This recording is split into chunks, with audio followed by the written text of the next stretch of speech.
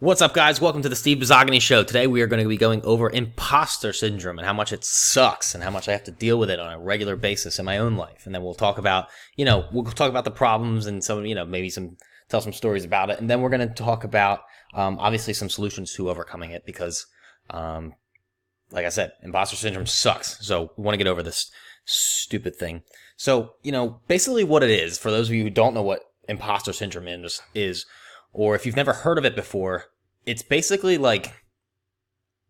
it's like anytime you do something that you do really, really well at, or you succeed at something, you don't feel like you deserve it, or you don't feel like you've earned it, or like you might win a soccer championship and it just doesn't feel right.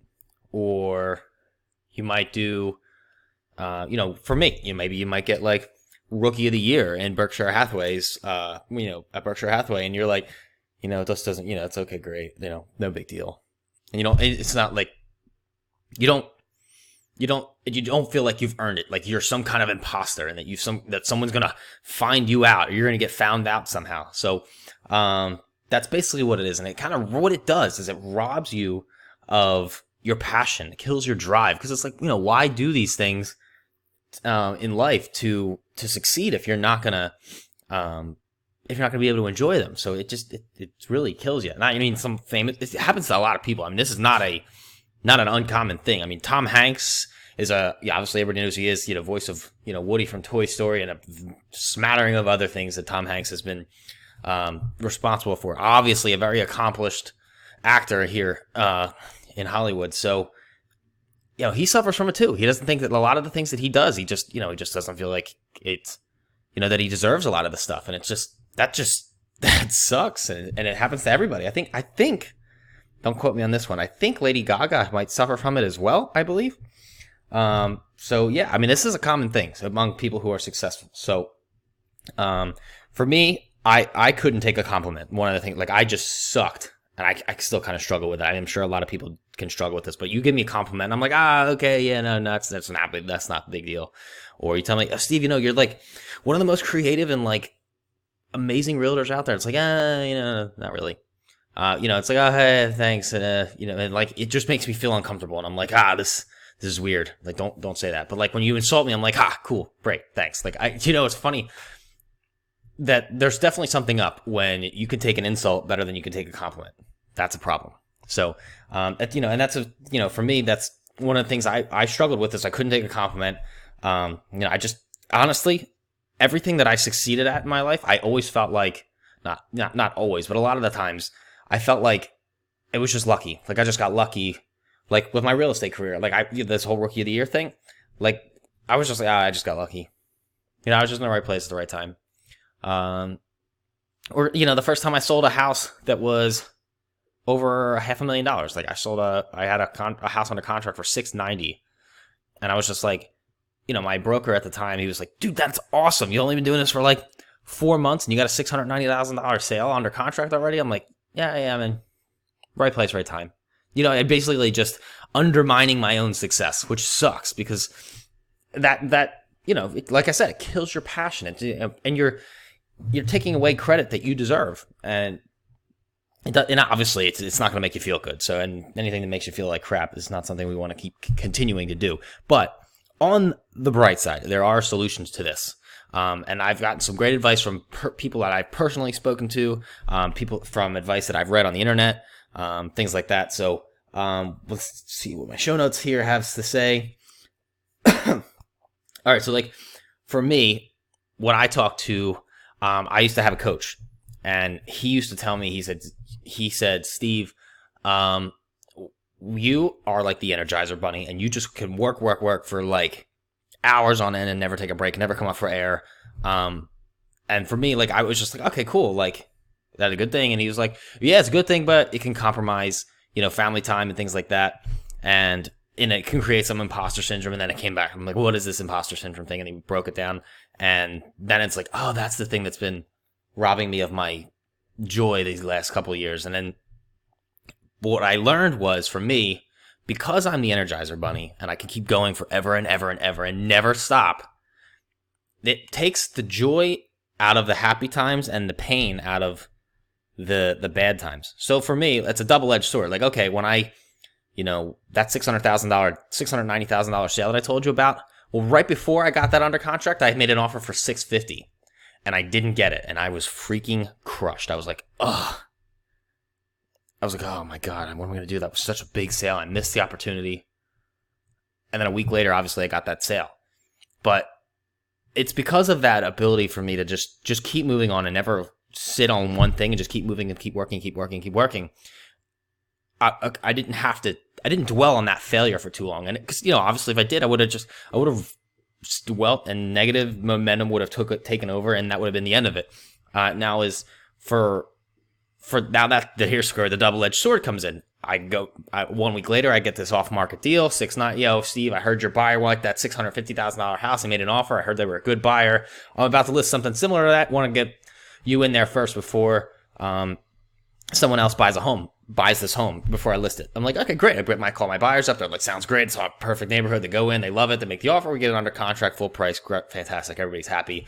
30 days later, close the deal. $690,000 house. My first big commission, something from 5-figure number. And I'm like, wow. And then I'm like, that's so cool. Okay, next. And there was no celebration at all. And I was like, oh. So I was robbed of the joy of that moment. Not having, you close a $10,000 plus deal. Like, think about that. In 1 month, now for me as a new agent, I'm used to being broke. I have no money all the time, at that time. And all of a sudden, my bank account for the first time has more than 5 figures in it, or has 5 figures in it, more than 4 figures for the first time ever.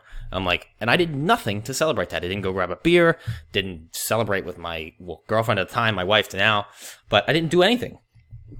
And that's what sucks. So what for me is what I have to learn to do is I have to learn to, keep doing with that stuff with the negative, move on. And then with the positives, I have to learn to stop and celebrate. And my coach used to tell me that, Steve, you need to celebrate your wins. You have to celebrate them. And he said, he's like, I know it sounds like it's literally one of the easiest things you could ask someone to do. Just go out and have fun, celebrate. But for me, it's not so easy. If I really don't want to celebrate. I just want to go after and keep going.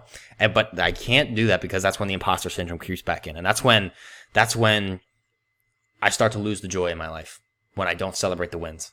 So I have to learn to do that. And that's when I have a big sale coming up, when I have okay, so for now at this point I have a $700,000 deal coming up. And when that closes, it should be a big commission check. For what I'm going to do is I'm going to book some kind of fun thing for me to do. And I'm going to spend a little bit of money on myself and enjoy my success in that sale. And goes for every sale. Always have I think it's a fair thing for us to implement that whenever you close a sale, dedicate, I like to say 5% of that, whatever you net, goes back into the client. So if you close a $10,000, you net a $10,000 commission, 5% of that. So what is that? $500. You have a $500 budget to treat that client to whatever you want to do. And now this concept of reinvesting 5%, I got actually from the book, Giftology by John Ruhlin, an amazing book, great book. But reinvesting 5% into your clients is an outstanding tactic. So now you don't have to spend that, you don't have to spend the full 5%, but you give yourself a budget. Now I think there is another percentage that you should dedicate to yourself as a way to celebrate those wins. Now, it doesn't have to, you could be another 5%, or it could be maybe 1% or 2%. Probably 1% wouldn't be so bad. So I guess in a $10,000 sale situation, treat yourself to $100 on something. You can really get a lot of fun and enjoyment out of $100. You can get massages, you can get a pair of Lululemon sweatpants, or, whatever you want to go treat yourself to. But just do something nice for yourself to celebrate the win. You can even just go out to the bar and treat yourself to a beer for somewhere between $5 and $10. And that's and you get out and be relevant. So that's fun too. The second solution I came across is, it's kind of like imposter syndrome is basically the lack of logic. So where we're kind of distorting the logic that's really there. So what the second solution is actually just calling imposter syndrome for what it is. Look when you feel kind of crappy and that you don't deserve something, you just say to yourself, "Oh, this is imposter syndrome. I'm doing that again, and I just need to stop." And it's just basically what you need to do is apply the logic, because you're distorting the reality, which the reality is you did put in the work. You did earn what you have. And everything you get in your life is because you deserved it and because you put in the time, put in the effort, the blood, sweat, and tears. You showed up for the open houses. Like, you showed up for the open houses for 7 months in a row to finally get that one buyer. I could say that because I actually did that. I wasted 7 months of my life trying to close buyers at open houses before I learned how to do it. But you can, you put in that time every week, calling people on the phone to touch base with your sphere of influence, to do open houses every Sunday or Saturday, to stop by and make face-to-face conversations, to leave video text messages to your clients. That you put in that effort. So you deserve it. You do deserve it. Apply the logic. You have to stop and recognize what you've done and see it. And say, okay, this is what I'm doing right now. This is imposter syndrome because all the work, all the logic is right here. I clearly have earned what I've got in my hand. And if you didn't earn it, it's because you didn't put the work in, and that's because you didn't put the effort in. So, and again, that goes back to the whole, law of the harvest thing where, you plant seeds and you get the seeds. You don't have, talking too fast for myself. You plant the seeds, you get the result. If you don't plant seeds, you don't get the result. And this third piece, this third solution here that I think that is really awesome is, it's from a mentor of mine named Akbar Sheikh. He's a internet marketer, and he has a brilliant advice, actually. So basically, I was talking to him. I had a phone call with him one time, and I was telling him I have imposter syndrome. I suffer from it all the time. And he's like, well, Steve, you're like, imposter syndrome is not that. It's not. He's like, you're thinking of it the wrong way. Like, it's your first language is their third language. And that's when the light bulb went off, and it was like the epiphany occurred. And I'm like, well, that makes a whole lot of sense. He's like, yeah, of course. He's like, it's not a big deal for you because you do it all the time. He said, you sell real estate all the time. And it's no big deal for you to be, it's also not a big deal for you to be organized. He said, you're very organized. You sell real estate all the time. Like, these are your strengths. They come natural to you. So they're not a big deal to you. He's like, think about it this way. He said, Steve, if we were going to speak Spanish right now, that would be impossible for you because you've never spoken Spanish before.